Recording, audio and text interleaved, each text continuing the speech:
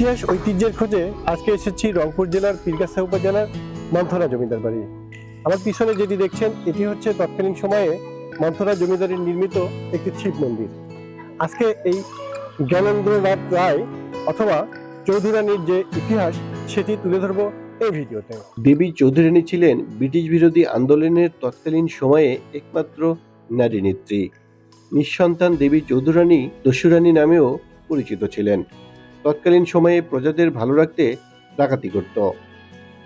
ধনীদের কাছ থেকে ডাকাতি করে গরিব মানুষের মধ্যে বিলিয়ে দিতেন, যা বর্তমান সময়ে রবিনহুড সিনেমার সাথে মিলে যায়।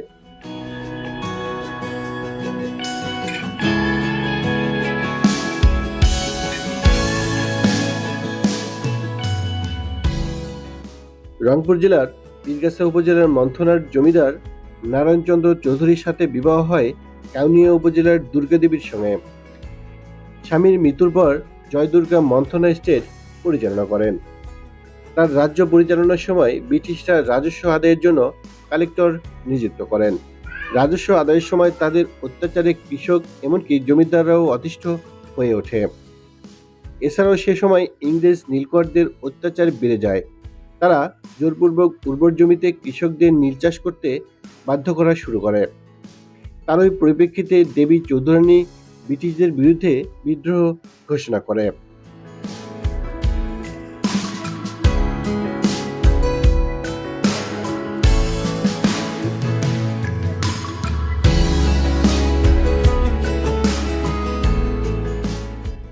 আর সে কারণে তিনি ব্রিটিশদের রোষানলে পড়ে যান।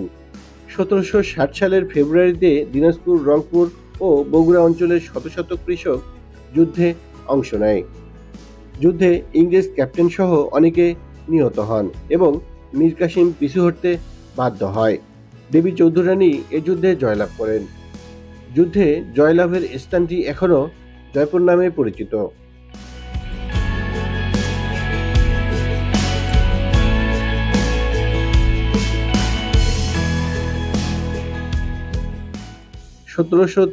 সালে ইংরেজরা পুনরায় আধুনিক অস্ত্র নিয়ে দেবী চৌধুরানীর সাথে যুদ্ধ শুরু করে।